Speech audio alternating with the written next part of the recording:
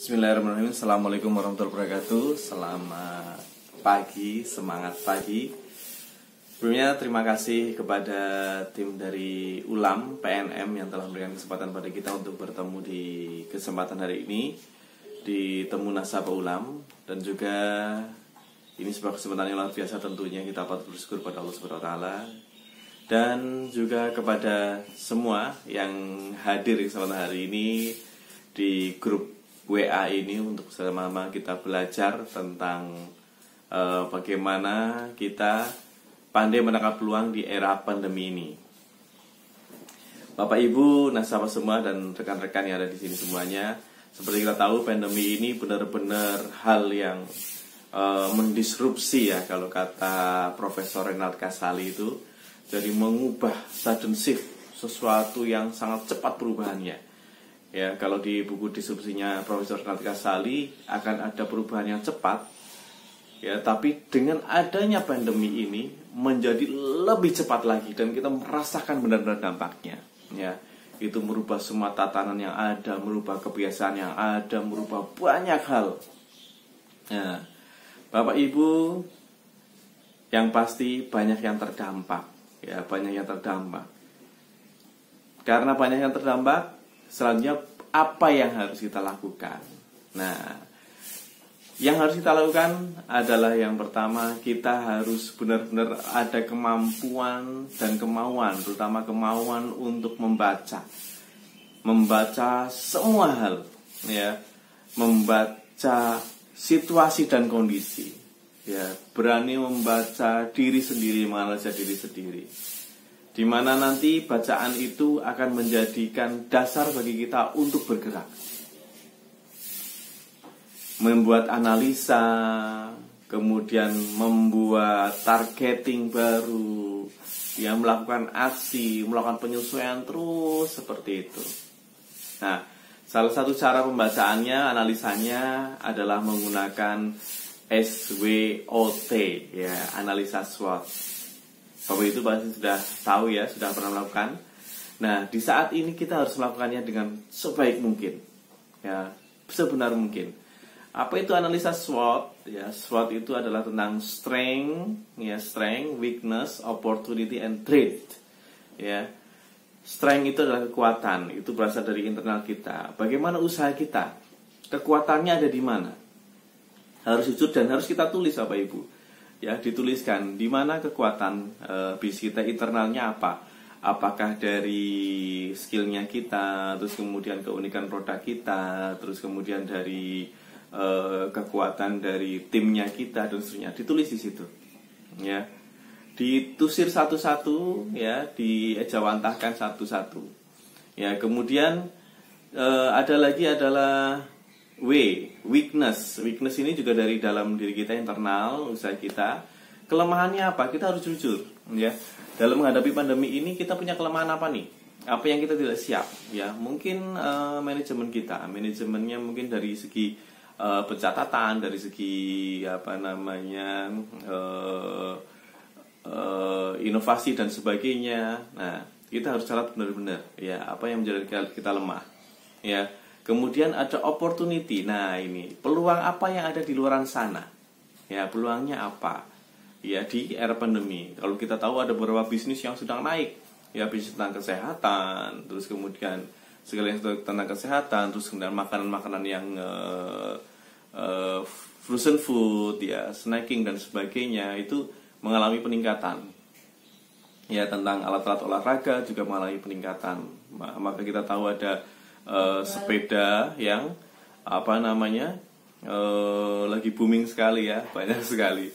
Nah, itu ada kesempatan-kesempatan yang harus kita lihat, ya.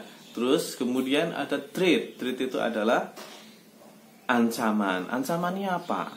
Ya, ancaman yang dari luar ini apa? Apakah dari pesaing-pesaing kita sekarang bagaimana? Tentunya kita harus bisa membacanya, Bapak Ibu. Ya. Dan dari semua itu, ya, ada satu hal. Dari analisa itu kita harus kontekskan dengan target. Bapak Ibu jangan mau targetnya hanya bertahan, ya. Kita harus punya target menyerang. Ya, Mas, berat. Iya, semua mengalami berat semua. Tapi jangan mau hanya bertahan. Mas, untuk bertahan saja sulit, betul, ya. Tapi sebagai pengusaha kita harus berani lebih daripada yang lain, ya. Berani lebih maju lagi.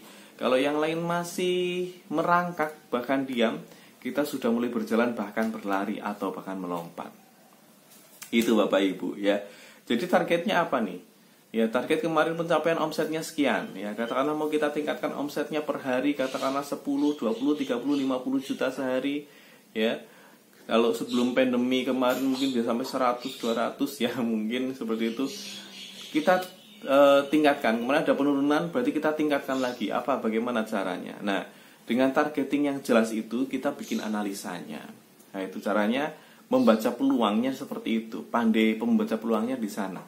Ya. Bukan hanya berdasarkan insting saja, berdasarkan perkiraan, tapi harus dengan data.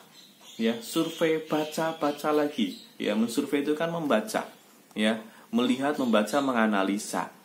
Ya, kalau tidak kita akan kena gelombang disruption ini.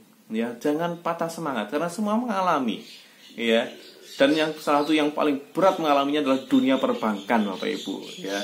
Sampai harus melakukan relaksasi kepada jenengan semua, kan kita patut bersyukur.